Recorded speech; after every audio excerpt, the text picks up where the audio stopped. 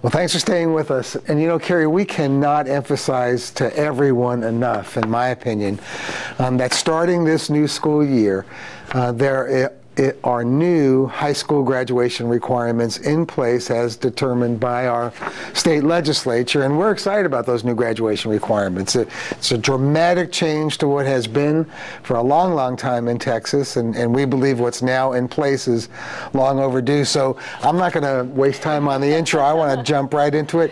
We've got Lesa Pritchard with us. Lesa is our Director of Student Support Services. Lesa, thanks for being with us. You're welcome. And Dr. Marley Morris. Marley, thank you too. Marley's our Director of Career and Technical Education, which plays a huge part in the new high school graduation requirements.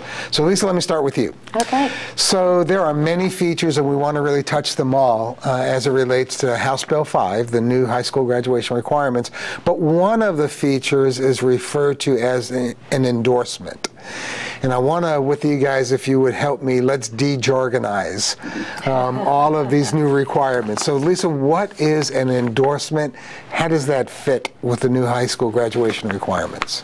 An endorsement is sort of like a college major, if you think of it like that, except much more broad than that. So there's 5 endorsements where there's countless college majors, and they're a lot more specific. We have 5 endorsements in STEM, which is science, technology, engineering, and math. We have a public service endorsement, arts and humanities, we have multidisciplinary and business and industry. Yes, those are the 5 we still have to help each other. We do. We have to help each other. Well, great. And so, Marley, career and technical education, how does that fit with the endorsements? How does that fit with all of the graduation requirements? Absolutely, yeah. Well, you know, there traditionally in years past, CTE was really looked upon as students going primarily directly into the workforce, and thankfully through HB 5, there's a rejuvenation of this effort of understanding that students are eventually, at some point, going to go into the workforce, whether directly after high school or through some college or many years of college. So CTE has redefined itself to preparing students at any point in time to go into the workforce, to support their families and stuff. And so within each of the 5 endorsements, CTE is represented. We have, within those endorsements, we have what are called sequences of courses. And so whatever the interest that a student may have, we want to pair that with a sequence of courses so students can go through these 3 or 4 courses that will, within CTE, but then also with the 4 core area, but that will align themselves, like she was saying, like in a major, so that when they complete as seniors, they're ready to go to college or directly into the workforce with the skills and that one would find in that particular area. And students can change their mind. I want to emphasize that too at any point. In fact, we want students to explore. What better place than in high school? You know, if we have students going to college and changing their mind, that's very costly to their parents, to them, to taxpayers. It's much better if they change their mind, explore their interest in high school, and then solidify it or adjust as needed. It sounds like to me we're almost pushing the majors from college down to the high school level. Would that be correct in a way to categorize some of this? We are in the very early stages of career counseling is my favorite kind of counseling. I've been a counselor for a long time, and I love career counseling because it's so hopeful. And when you learn about career counseling, you learn that it's a process, figuring out what you like, what you don't like. When we start, the earlier we start the process, the sooner we allow students to explore more and more options so that they don't get to college. Maybe I know lots of people who do their student teaching and realize, I don't like this. So now we have an opportunity in teaching, for example, for students to begin that process in high school and visit classrooms and look and see if this is something they want to do or not. Yeah, it really is great. And, you know, choice is I think, one of the key words as it relates to the new requirements.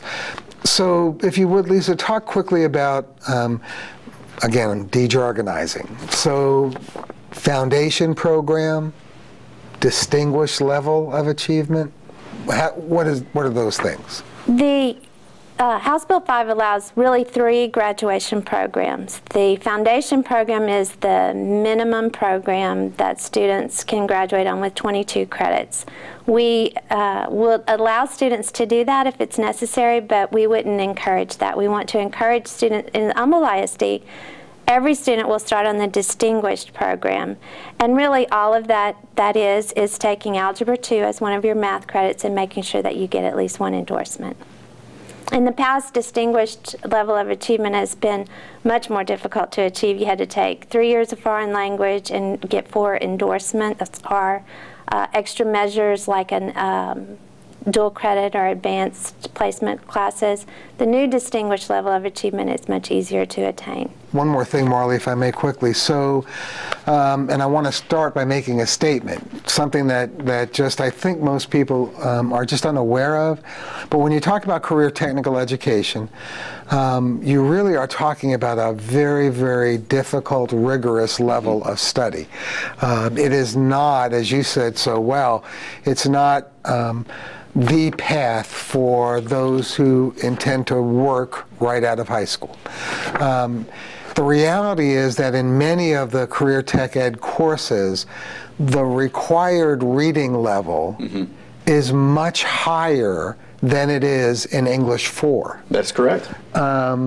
Which really I don't think is well known enough. So quickly, if you would, just talk about a couple of the programs, specific programs, and as illustrations of the rigor of study that's involved. Well, you had a perfect example, and Dr. Daggett actually speaks to the reading level and has done a lot of extensive studies on this, but the reading level in automotive technology. We have ASE and certified programs in our district. The technical reading ability or required technical reading ability of our students in those programs exceeds those in our level English classes, just because of the nature of what is going on in those labs, in those classrooms. So we're very excited about that. It doesn't take away from what's going on in English at all. It's just it lets you know the rigor that's required in that particular program.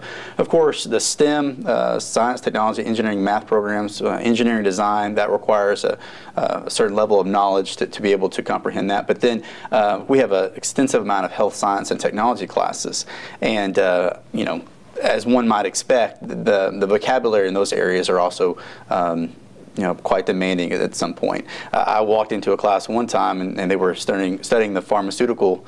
I tell you what, that's a completely different language, but those kids were picking it up. It was amazing.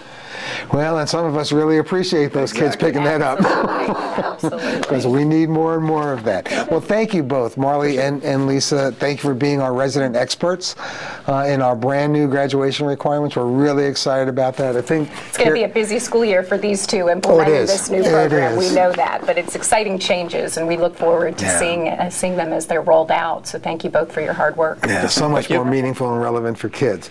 So stay with Carrie and I. Come on back. We've got lots more to share.